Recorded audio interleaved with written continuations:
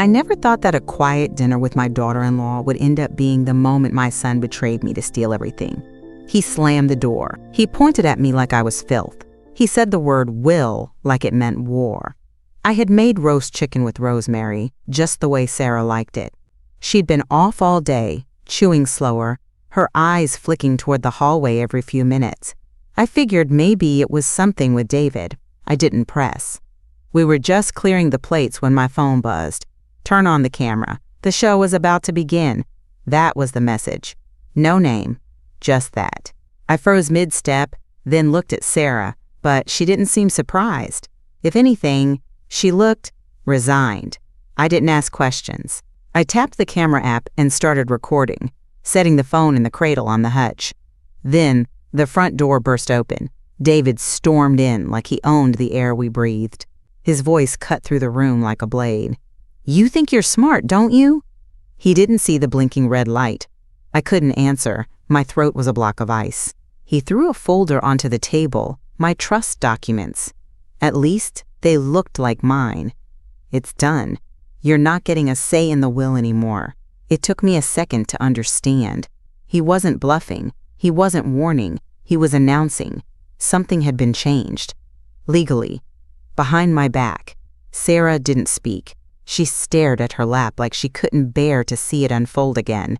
I felt like the walls were watching me, like every dish I'd ever scrubbed, every chair I'd upholstered for that boy's future was suddenly laughing behind my back. "David," I said, voice raw.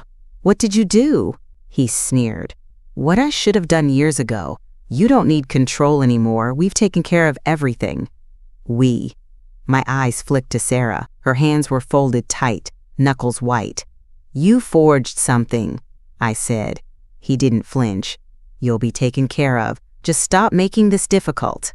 My stomach churned. I hadn't signed anything in months, not since the trust update Nancy and I did last year, and now he was telling me I was cut out? He started to say something else, something louder, but I stood up and pointed at the door. "Get out of my house." David's mouth opened in protest, but Sarah rose first. "David, let's go." He looked like he might argue, but then he saw her face. It wasn't soft. They left. The silence afterward was worse than any shouting. I walked to the phone, stopped the recording, and stared at the screen. My hands were shaking so badly I nearly dropped it. There it was. His face, his voice, that cruel, confident tone. And my silence, my proof. I didn't cry. I sat down at the table and played the footage again. They thought I was old, slow, that I'd roll over and let them steal what I built. But they didn't understand. I wasn't weak. I was just waiting. And now I had evidence. He didn't see the camera, but I did. And I watched it all again in silence. 2 hours later, in my bedroom, I locked the door before I even took off my shoes. My phone trembled in my hands as I sat on the edge of the bed, replaying the footage again. "You're not getting a say in the will anymore. It's done." The words slithered into me like venom. I paused the video, staring at his face frozen mid-sneer. That was my son. My son. And yet he looked like a man I wouldn't have trusted on the street. I opened the drawer in my nightstand, the one where I kept the important things. My passport, a small velvet pouch of James's cufflinks, and a manila envelope labeled "Will Final." My fingers hesitated before I slid it out. It was light, too light. I opened it and pulled out the contents. Just one page. A copy of the healthcare directive. Not the full will. Not the trust amendments. My heart picked up speed. I rifled through the drawer. Nothing. I checked the file cabinet. Just insurance forms. The red folder I'd placed there last summer. Gone. I stood, hands cold and stiff, and paced the room. He'd done something. I knew it now. I remembered when he offered to scan and store the documents after our last estate meeting. Said he'd upload it all to the cloud. For backup, he claimed. I'd trusted him. Of course I had. He was my son. I sank back down onto the bed and stared at the ceiling fan, watching it spin slowly in the darkness. "You don't need control anymore." Those words weren't just arrogance. They were finality. He thought he'd gotten away with it. I grabbed my phone and opened the video one more time. My finger hovered over the share button. Not yet. I wasn't ready to scream. But I would whisper to the right person, to the one who knew how these things worked. Nancy, my old college roommate turned a state lawyer. We hadn't spoken in over a year, but I had her number saved under emergency only. This qualified. I texted her one line. Nancy, I think David forged my will. She replied faster than I expected. Come see me tomorrow. Bring everything. I looked at the screen and whispered, everything's what he tried to take. Then I turned off the lights, but sleep didn't come. Every time I closed my eyes, I saw David's face. Not as a boy, not as a man, as a thief. The next morning, at the coffee shop with Nancy, the bell jingled as I stepped into the little cafe off Hawthorne. It smelled like burnt espresso and cinnamon scones. Nancy was already there, a folder beside her latte, glasses perched on her nose like she never left the courtroom. When she looked up and saw me, she didn't smile right away. She saw it in my face, what had shifted. Olivia, she said gently, sit down. I did, pulled out my phone and pressed play. David's voice filled the quiet space. You're not getting a say in the will anymore. It's done. Nancy listened with her lips pressed together. Then she looked up slowly and said the words I hadn't let myself believe. If he accessed or altered your trust without authorization, that's a felony. A shaky breath left me. She opened the folder. We'll need documentation, original copies, notary logs, signature dates, and we'll look into any changes made to the trust. If he tampered with them, we'll find it. I nodded. He said it was already done. And the last version I had is gone. Nancy didn't flinch. Then we start by requesting certified copies from the county, and we pull all recorded documents tied to your estate. I want you to check your financial activity too. See if anything's moved, beneficiaries changed, anything. Her tone was businesslike, but not cold. She knew exactly the kind of betrayal this was. It wasn't just money, it was erasure. I don't want to confront him yet, I said. Good, she said, sipping her coffee. You let him think he's won. That's how we build the case. I looked down at my hands. They were steady now. For the first time in days. I raised him to be better than this, I said. Nancy didn't answer at first. She just tapped a pen against the folder.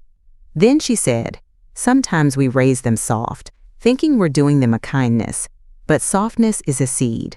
They choose whether to grow it into compassion or entitlement. I felt that deep, like she'd reached into my chest and pulled out a truth I hadn't dared name. Outside, a breeze swept fallen leaves across the sidewalk. Where do I start? I asked. She handed me a yellow pad and began listing steps. Public records, notary logs, asset titles, medical authorizations, trust signatures, all of it. You're not alone in this, she added. I swallowed hard. It feels like I am. She put her hand over mine. You're not. It was the smallest gesture, but it landed like a lifeline. I left the cafe with a folder, a list, and a plan. And for the first time since David stormed into my dining room, I wasn't waiting. I was hunting. The next morning, at the public records office, the fluorescent lights buzzed overhead as I waited in line, behind a young man with earbuds and a woman holding a baby. My number was 84. They were still on 79. I clutched Nancy's list and my notepad like they were shields. When it was my turn, I stepped forward with a voice that didn't tremble. I need all recorded versions of my will and trust documents filed under Olivia May Harper, I said. Both current and archived, the clerk typed without looking up. ID? I handed it over. A minute passed. Then 2. Then she frowned. There's a will signed 2 weeks ago on file. Is that the one you meant? My breath caught. No, I haven't signed anything since last year. She clicked a few more times, then stood up and returned with a stack of papers. I sat at the corner table and opened the file slowly, my fingers cold despite the summer heat. There it was, David's version. Signed, dated, notarized. Except it wasn't my signature. Not really. My name was there, sure. But the curves were wrong. The loop on the H was too tight. The R looked printed instead of flowing. And worst of all, I had never even heard of the notary listed. I stared at the seal, that little circle of pretend authority. I whispered the name aloud, testing it. El Mercado. It meant nothing to me. My stomach turned. There it was, the evidence. A will I didn't sign, rubber-stamped by a stranger, and dated 2 weeks ago, right when David told me, it's done. He hadn't lied. He'd forged it. I took photos of every page, then paid for certified copies. As I left the office, the heat outside didn't feel oppressive anymore. It felt clean, clarifying. I could feel the plan clicking into place, one foul little puzzle piece at a time. At home, I laid both versions on the dining room table, my original and his counterfeit. Side by side, they looked like masks. One honest, one hollow. I looked at James's photo on the mantel. You'd be furious, I whispered. So I'll be furious for both of us. I made a list that night. Dates, signatures. What changed, when it changed. They'd tried to rewrite my ending, but I still held the pen. That evening, in the kitchen with Sarah, she stood by the sink, drying her hands slowly. The silence stretched between us like a wire about to snap.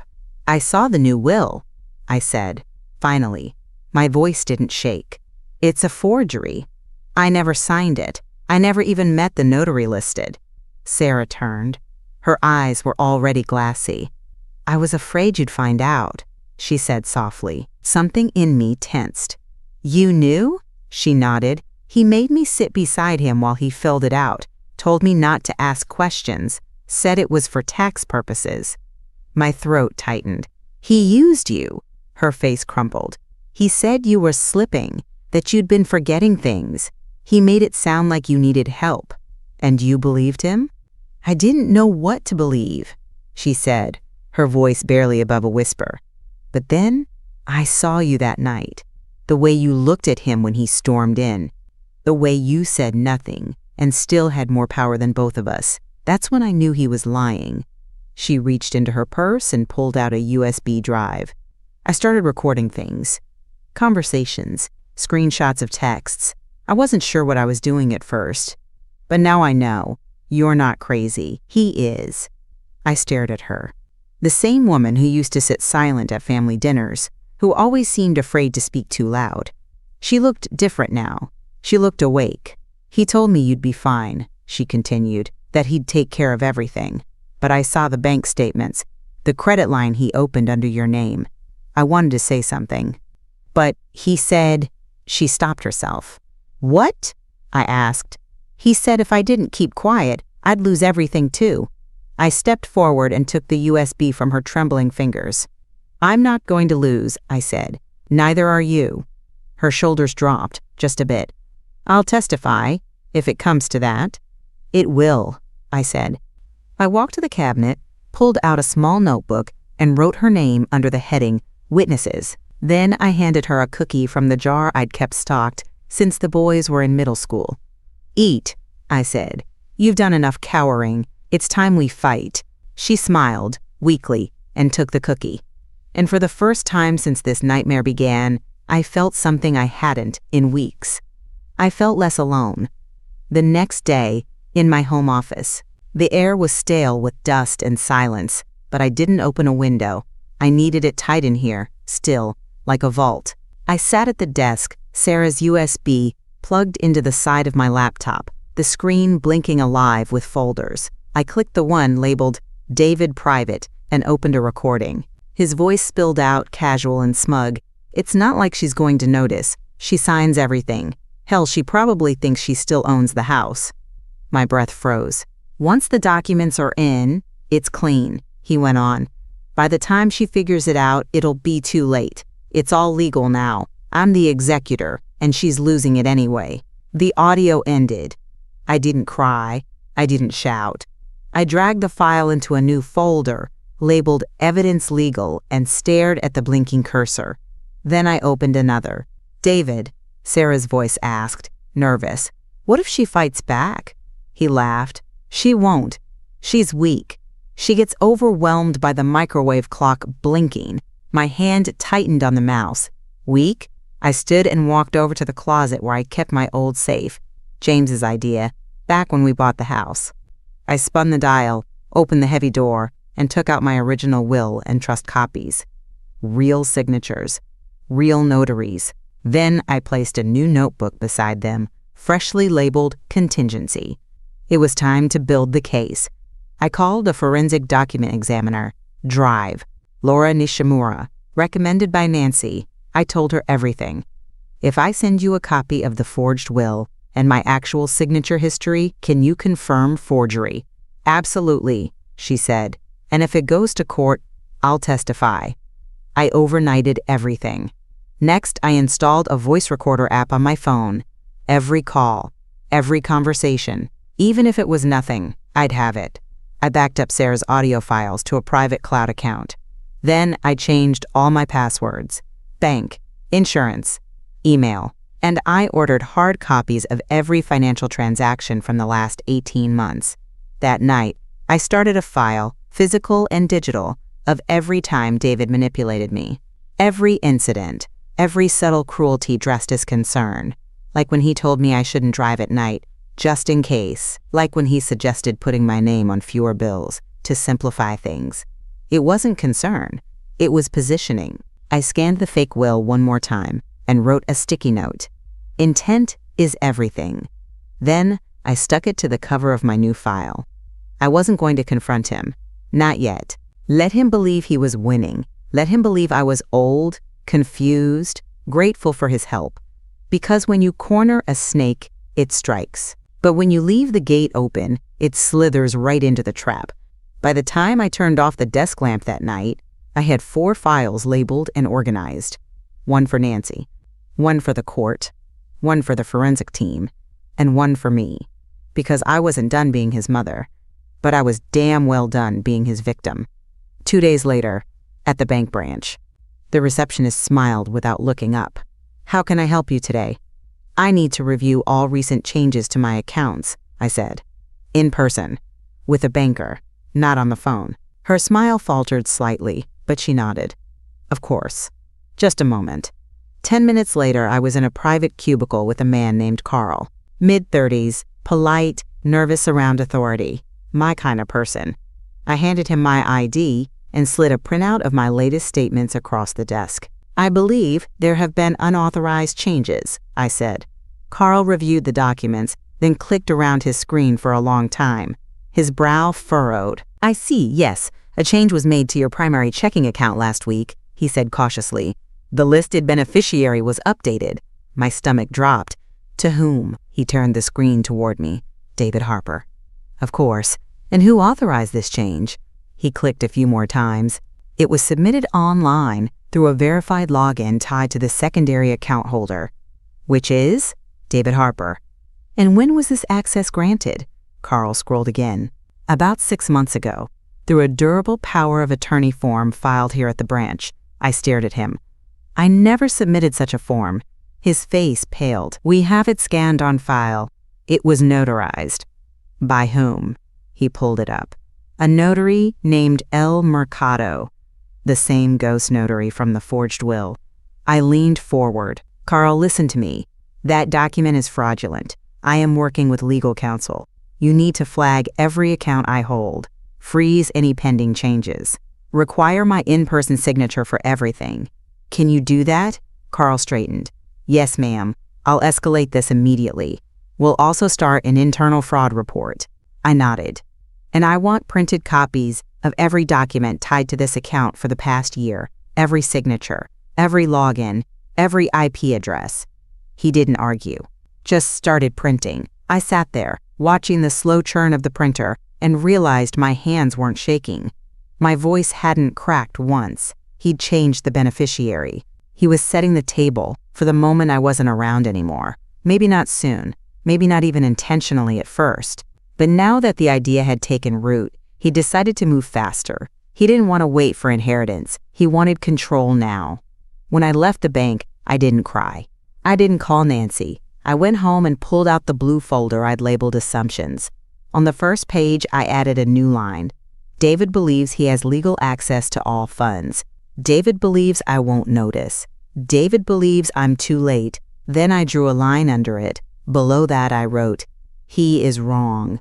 That evening, I sat on my front porch with a mug of tea as the sun went down. For the first time in weeks, I noticed how quiet the world felt when your fear stopped screaming. A neighbor passed by, her little dog tugging at the leash. She waved. "Evening, Olivia." "Evening," I said. She paused. "You look different, lighter." I smiled. "A little. I'm just catching my breath." She nodded. "Sometimes we forget how much we've been holding." I watched her walk away, the dog barking at shadows, and I thought, she was right. But I wasn't holding my breath anymore. I was loading the next chamber. 2 evenings later, at the church community center, the folding chairs still squeaked like they had in the 80s, back when James and I brought David to Sunday school with crayon stains on his hands and untied shoes. Back when I believed family meant something permanent, I came for the potluck. Or at least, that's what I told myself. Truth was, I needed to be around women who still knew how to listen. I brought a tuna casserole and a bag of store-bought rolls. I wasn't there to impress, I was there to observe. By the time the paper plates were full and the iced tea had started to sweat, I found myself at a table with 2 other widows. Joanne, who always wore pearls even with a sweatshirt, and Clara, who ran the prayer chain like a general. Clara looked at me with narrowed eyes. "You all right, Olivia? You've been quiet." I shrugged. My son made some financial choices on my behalf, without my permission. Joanne put down her fork. "Let me guess. Just trying to help?" I blinked. "Exactly that." She exhaled through her nose. "Mine did the same thing. Said I needed to streamline." He moved half my savings into an annuity with his name as manager. "I didn't even know until I saw the withdrawal." Clara nodded. "Mine changed my mailing address to his house so he could keep track of things. Next thing I knew, he was answering calls from my insurance company." I stared at them, stunned. "What did you do?" Joanne's mouth curved into something between a smirk and a wound. I took it back. "Quietly? Legally? Expensively?" Clara leaned in. "They count on us being too polite to fight, but I stopped being polite when my daughter-in-law started referring to my home as theirs." I swallowed hard. "I thought I was the only one," I said. Clara snorted. "Honey, there's a whole generation of sons and daughters who've mistaken our kindness for permission." Joanne leaned closer. "You've got that look, Olivia, like you're not done yet." I met her eyes. "I'm just getting started." That night, I drove home with the windows down, letting the summer air press against my face. I wasn't alone. I wasn't paranoid. This was a pattern, a quiet epidemic. And the solution wasn't grief. It was strategy. Back in my office, I updated my notebook under a new heading, Shared Experiences. I wrote down what Joanne and Clara had said, not for comfort, but for leverage. If this ever reached court, I'd show them it wasn't just a forgery. It was elder abuse, a tactic, a trend. And I was one of the few who was fighting back while I still had the strength to swing. David thought he was clever, but he forgot one thing. You don't steal from someone who built everything you stand on and expect them not to feel the cracks. The next afternoon, in Nancy's office, the blinds were drawn halfway, sunlight striping across the polished table like bars. Nancy sat across from me in a gray blazer, her expression unreadable as she flipped through the thick envelope I'd handed her. Copies from the bank, audio from Sarah, forged documents, and the forensic report that had arrived that morning. "Her report's conclusive," Nancy said, tapping the page. "That signature isn't yours. It's a traced imitation." I nodded. I knew it. I just needed someone else to say it. "She'll testify, and she's good, credible, detailed, unshakable." "Good," I said flatly. Nancy glanced up. "How do you want to proceed?" I didn't answer right away. I looked past her, out the narrow window. A bird landed on the sill and flew off again before I spoke. "I want an injunction," I said. "Freeze the accounts, block any access. I want him boxed in before he even realizes I'm playing." Nancy nodded slowly. "It'll need to be ex parte. He can't see it coming." "Perfect." I said, "and I want full restoration of the original trust, retroactive to the date of the forgery. That'll be more difficult. We'll need to file a motion and present the expert testimony. If the judge agrees, we'll have standing to invalidate everything he's touched. And if he tries to retaliate," Nancy's smile was thin, "that's what the evidence file is for, and the recordings. I'll serve him personally. It'll be clean, formal, and humiliating." My heart didn't race. My hands didn't shake. I just sat there, feeling the power return to my spine. I'd spent years playing the good mother, the dependable one, the helper, the check writer. And now, I'd been discarded like a signature on an old checkbook, scratched out and replaced. Not anymore. "I'll have it filed by Friday," Nancy said. "We'll request an emergency hearing to block further financial actions. After that, we build." She stood and offered her hand. I took it. "Thank you," I said. "Don't thank me yet," she replied. "He's going to come for you when this hits, and it won't be pretty." I smiled. "Let him come. I have my silence, my files, and a witness. That's more than he expects." Back home, I made tea and stood by the window, watching shadows shift across the garden. The lemon tree was still barren, but I'd stopped expecting fruit. It stood as a reminder now. Not all roots bear gifts. My phone rang. I didn't recognize the number. I answered anyway. "Olivia Harper?" a deep voice asked. "Yes, this is Officer Lang from the Financial Crimes Unit. Your attorney submitted preliminary documentation. We flagged your case for review." He paused, then added, "You're not the first." I felt my chest tighten. "But you're one of the first to fight it this early. That matters." After we hung up, I opened a new page in my notebook. Leverage.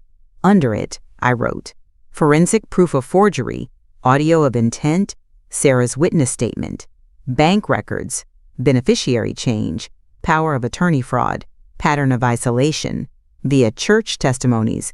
I looked at the list, then back at the empty photo frame on the shelf where David's wedding picture used to sit. I didn't miss him. I missed the version of him I once believed in. But belief doesn't stand up in court. Evidence does. The new call came just past 6.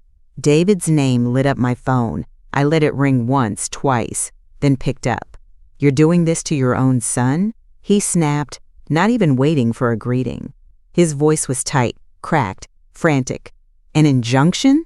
Are you kidding me? After everything I've done for you?" I said nothing. He kept going. "You think this makes you look smart? You think this is some kind of win?" I still said nothing. "Mom, say something." The silence on my end was full and deliberate. It pressed against his voice like a mirror. Finally, I said the only thing that mattered. "You did this to yourself." Then I hung up. That night, in my home, drowning in memory, I didn't turn on a single light. I didn't need to see. I knew every corner of this house by feel, the chipped tile by the sink, the creak on the third stair, the way the air changed in the hallway near the bedroom James died in. I wandered like a ghost, not because I was lost, but because part of me had died the moment I heard my son call me weak. I ended up in the den, clutching a blanket I didn't remember grabbing. The house was still, quiet in that way that feels cruel. On the shelf above the fireplace sat the photo of James, smiling in that too big fishing hat, arm wrapped around a younger, hopeful version of me. I walked over and picked it up. "You raised him better than this," I whispered. My voice cracked at the end, and then the sob came. Ugly, loud from somewhere low and buried. I covered my mouth with the blanket, trying to stop it, but it just kept coming. My knees hit the floor hard. I stayed there.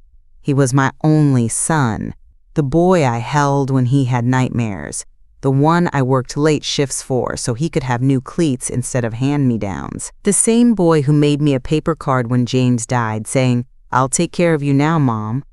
I believed him. And now? Now he was scheming while I was still breathing, rewriting my life with a forged pen, smiling while he erased me. How do you mourn someone who's still alive? How do you grieve a child who weaponized your trust? I didn't know, but I knew this. I would not let him write the end of my story. I stood up slowly, every joint aching, and walked to my desk. I pulled out a pad of paper and wrote 2 lists. At the top of the first, I scrawled, "What David took from me." I wrote until the words blurred. My name on the trust, my authority at the bank, my peace, my belief that I mattered to him, my own voice in my affairs, my faith in being his mother. Then I flipped the page. At the top of the second list, I wrote, "What I will take back," and I stared at it for a long time. Finally, I wrote, "Everything he thinks I've already lost." I folded the paper and placed it under the lamp. Not hidden, not locked up. It would be the first thing I'd see in the morning. This wasn't strength. Not yet. This was survival. Cold, steady, hollow in the middle. But it was mine, and I'd build something from it, even if it broke me again first. 3 days later, at the retirement community's summer event, I was there to set a trap. David believed I was isolated. What he didn't know was that I'd spent 30 years building quiet alliances. I'd buried friends, comforted widows, lent casseroles and cash, taught knitting and legal basics to half the women in that room. I wasn't alone. And I wasn't just an old woman with a broken heart. I was the one who remembered everything. Across the room sat Harold and Grace, retired judges from the county circuit. And beside them, Carla, a former court clerk I'd once helped during her divorce. She waved me over. "Olivia?" She said, "You've been a ghost lately." I gave a tired smile. Life got loud. "I need your help." Her brows rose. "Tell me."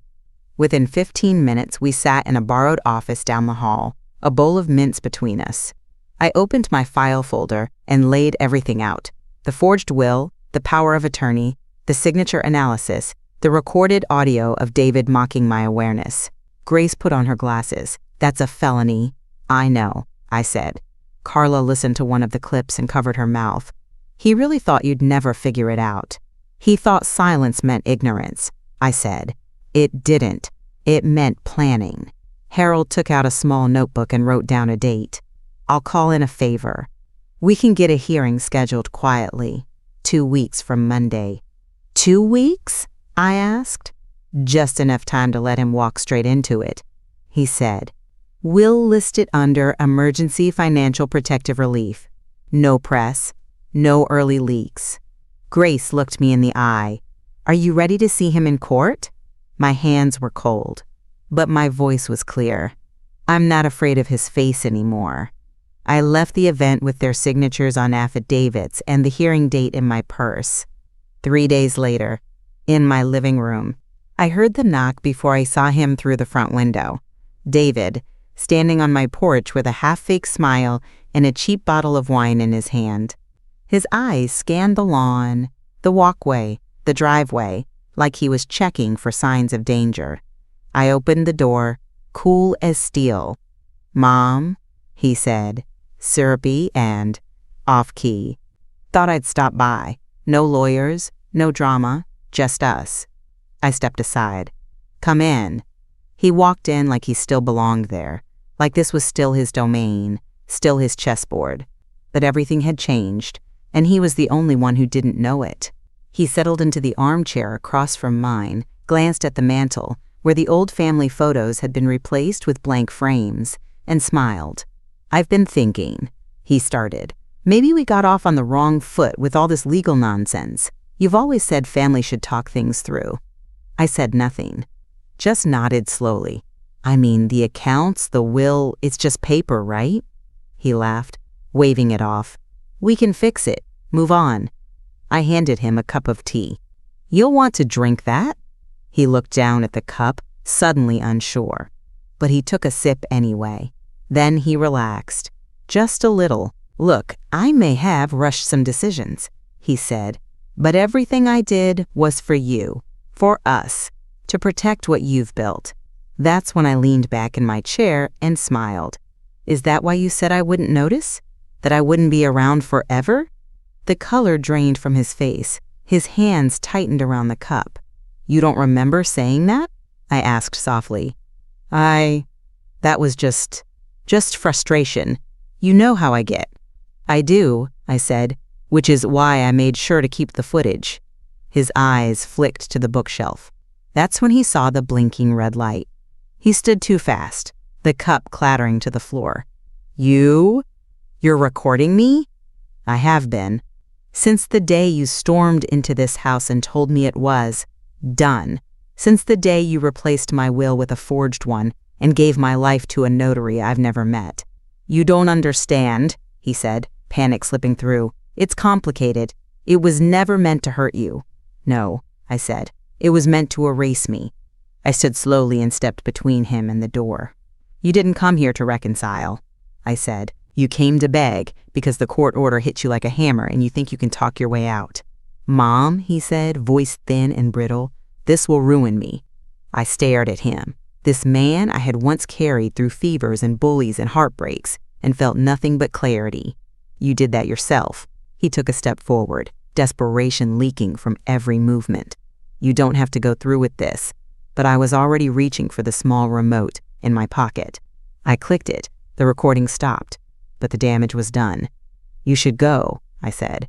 He didn't argue, just left, shoulders hunched, head low. The moment the door closed, I picked up the fallen cup and set it in the sink. Then I walked to the bookshelf, removed the camera, and slid the memory card into my file box. 4 days later, in the courthouse hallway, the air was sharp with tension, the kind you don't speak of but feel in your throat. The building was quiet, but humming underneath, heels tapping tile, soft murmurs behind glass, the distant call of someone's name echoing through corridors like a summons from fate itself. David was already there when I arrived. He stood near the courtroom door, wearing a navy suit that didn't fit quite right and a smile that faltered the moment his eyes met mine. He looked smaller in person than he had over the phone, more nervous, like a boy caught with a match in his hand and a burning field behind him. Nancy walked beside me, calm, poised. She wore her reading glasses today, not because she needed them, but because they made her look even more merciless. He thinks this is a pre-trial formality, she whispered. Let's make sure it isn't. The judge's assistant stepped out. Counselors, we'll take you in shortly. Please be prepared to present any preliminary exhibits.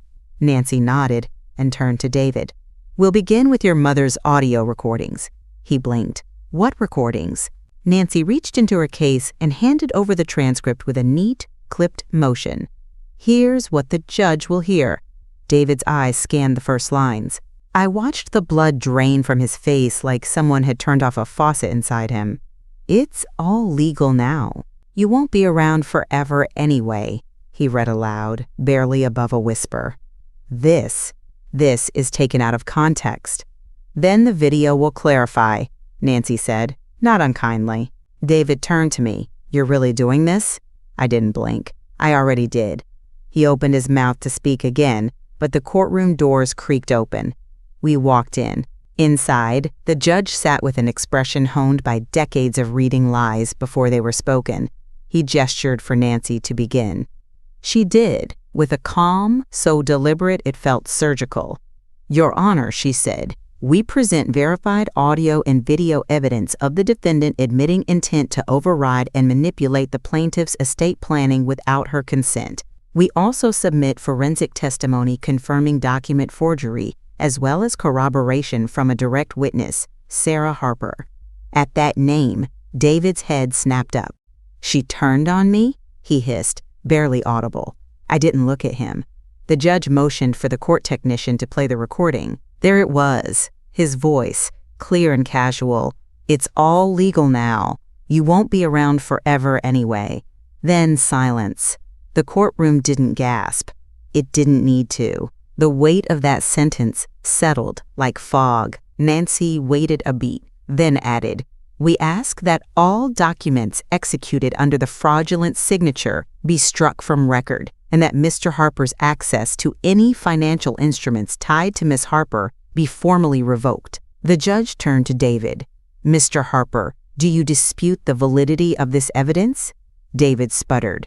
It's a misunderstanding. It was a private conversation. Fraud, the judge said, isn't private, especially when you forge a trust. His voice hardened.